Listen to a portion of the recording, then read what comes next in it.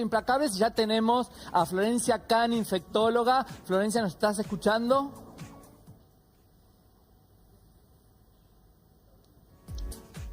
Hola, ¿estás bien? ¿Todo bien? ¿Nos escuchás correctamente? Flor, bueno, Florencia estaba haciendo la prueba de sonido, creo que nos está escuchando bien. Pero bueno, intentamos, mientras Florencia recupera su sonido, quiero preguntarle a Sandra si tenés las cifras hasta este momento, después seguramente van a variar. Sí, las cifras dadas hoy a la mañana por Sí. el Ministerio de Salud, después a las 9 de la noche va a haber una actualización. 2.142 son los casos en la Argentina, con 90 personas fallecidas, 468 personas dadas de alta y 83 personas que están en terapia intensiva, que son menos que las que vimos el día de ayer y que se aclaró que están estables, o sea que es una buena noticia dentro de todo. Dentro de la información y los números es algo estable. También vamos a tener en Implacables a nuestros compañeros desde la calle para ver si se está cumpliendo o no esta cuarentena, si el ciudadano está en sus casas o sale o irrumpe. Hoy nos enteramos de un caso en Río Cuarto lamentable. Sí. Hay otras calificaciones para darle a este muchacho, pero en su momento nos vamos a dedicar a eso. Ahora sí, quiero ver si Florencia nos está escuchando. Florencia Can, infectóloga, ahí está, bienvenida, gracias por estar en Implacables. Queríamos preguntarte acerca de las medidas que dio el presidente, si estás de acuerdo. Sí, bueno, tengamos en cuenta que la situación, gracias al aislamiento social preventivo y obligatorio, pudo mantenerse bastante estable en estos 20 días. Como ustedes habrán escuchado en la conferencia de prensa, el presidente hablaba de la tasa de duplicación de casos, que cuando empezó la cuarentena era de 3,3 días, es decir, cada 3 días se duplicaban la cantidad de casos totales, y ahora esa tasa es de 10,3 días. Es decir, que esto lo que logró es enlentecer el ritmo de los nuevos contagios, de modo tal que los casos nuevos se vayan agregando de a poco y el sistema de salud pueda hacer frente a esa situación.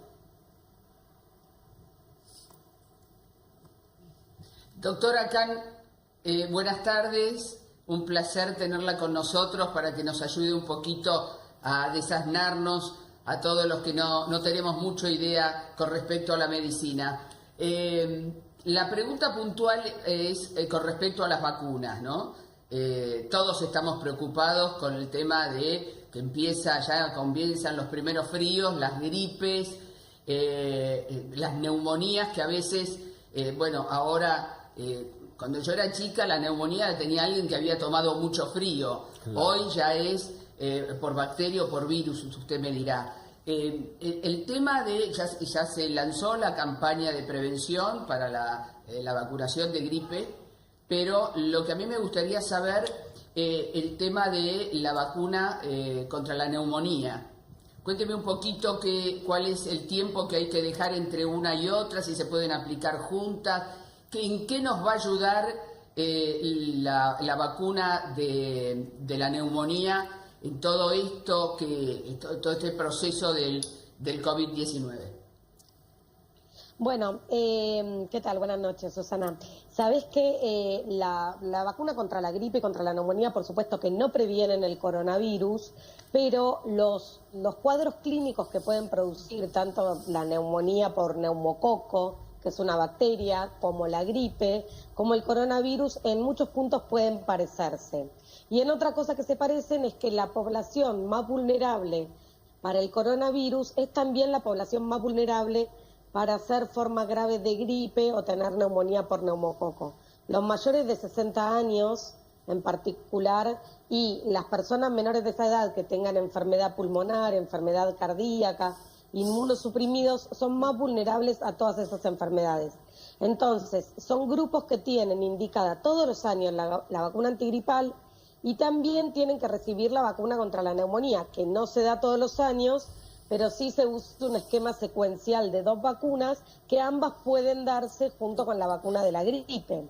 Así que es importante que todos los que tienen que recibir la vacuna antigripal estén vacunados, porque eso también ayuda a despejar diagnósticos diferenciales si llegaran a tener algún síntoma.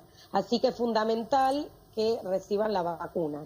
Florencia, hay un hecho que algunos tienen una postura y otros otras, que es con respecto al que tal vez nunca se dio la vacuna contra la gripe. Algunos dicen, uy, no, yo no me la quiero dar porque después tengo una recaída. ¿Es así o es puro folclore? No, la realidad es que la vacuna contra la gripe es una vacuna inactivada, no tiene el virus vivo, así que no produce gripe.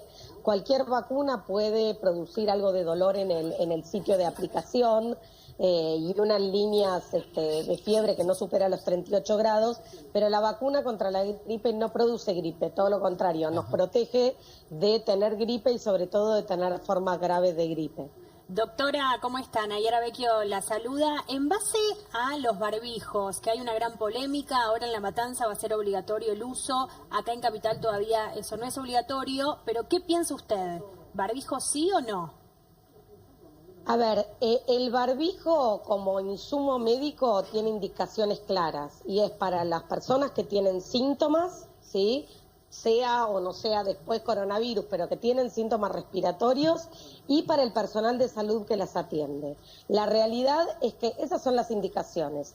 Después está lo que llamamos el barbijo casero o la máscara facial o cubreboca, tapaboca, como quieran llamarlo, pero eso la realidad es que no es el insumo médico, es una tela de algodón que, bueno, ustedes ya habrán visto varios tutoriales de cómo se pueden fabricar, y para lo que sirve es para que si yo tengo el virus y no lo sé, digamos, no lo transmita a otros, ¿sí? Yo protejo a los otros.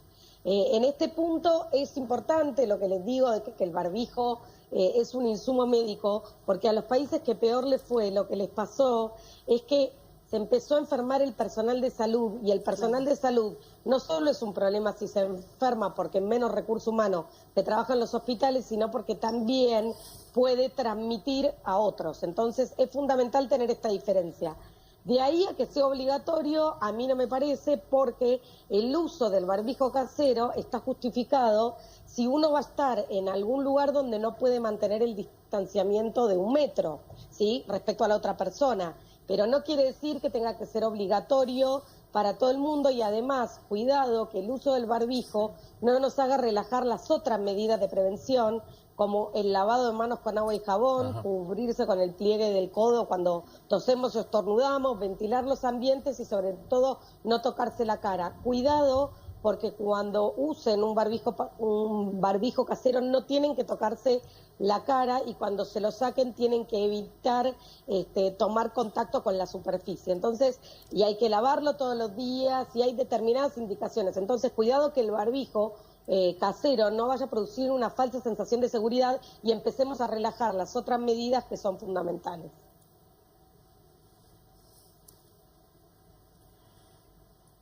Así es.